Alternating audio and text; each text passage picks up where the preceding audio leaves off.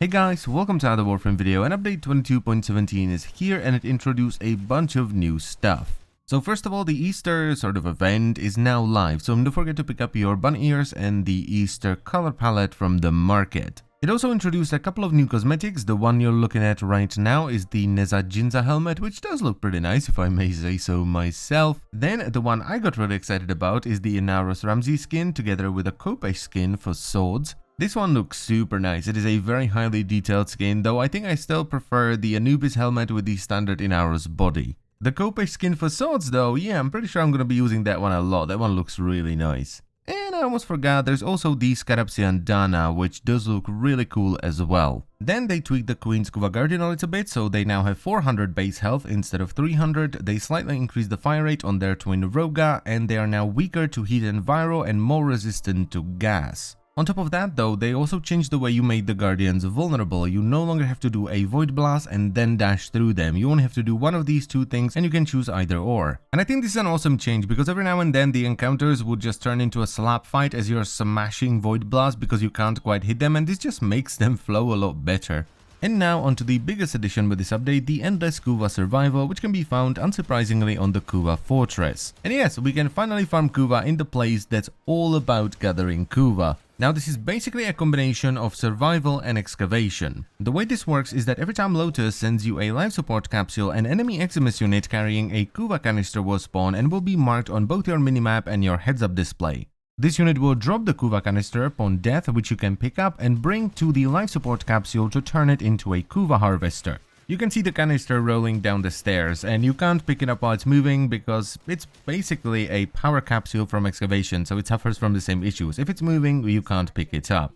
Now all you have to do to change the life support capsule into a Kuva harvester is simply run up to it while holding the Kuva canister, though bear in mind that this does break the life support capsule. You can't get a life support from it anymore. This triggers a 1-minute defense event where the enemies will rush and try to destroy the Kuva harvester.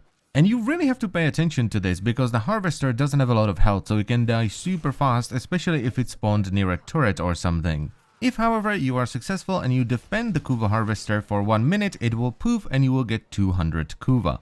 Now while I personally think that this reward is fairly reasonable because unlike the other Kuva missions, this one is always there so you can farm it whenever you want, and you are getting tier 3 survival rewards on top of that, this number is not final. They did say that they are willing to tweak it if people think it's too low. So if you think 200 Kuva per harvester is not enough, go tell them. Now while I do think that 200 Kuva is perfectly reasonable, I would like to see the Kuva numbers go up as you finish more harvesters. So let's just say the first 5 give you 200, then the next 5 250, and so on and so on and so on. I just really want a mission where I'm encouraged to stay there past rotation C, so 20 minutes in the case of survival. But then again, I did not go above 15 harvesters yet, so maybe it happens when you hit harvester 20, but I really doubt it.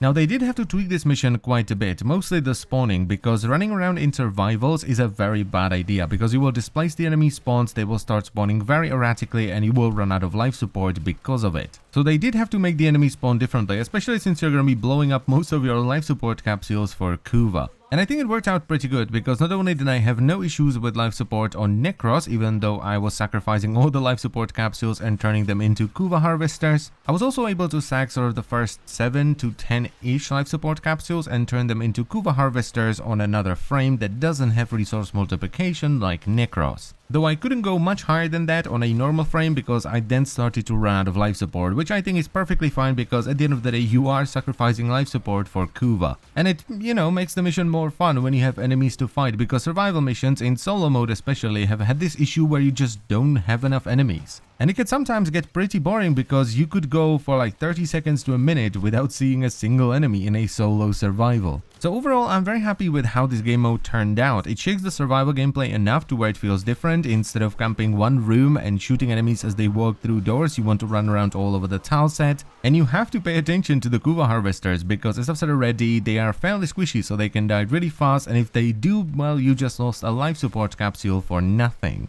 But anyway, I think I've been rambling for long enough, so I thank you very much for watching. As always, I hope you have enjoyed the video, and I will see you next time. Bye bye.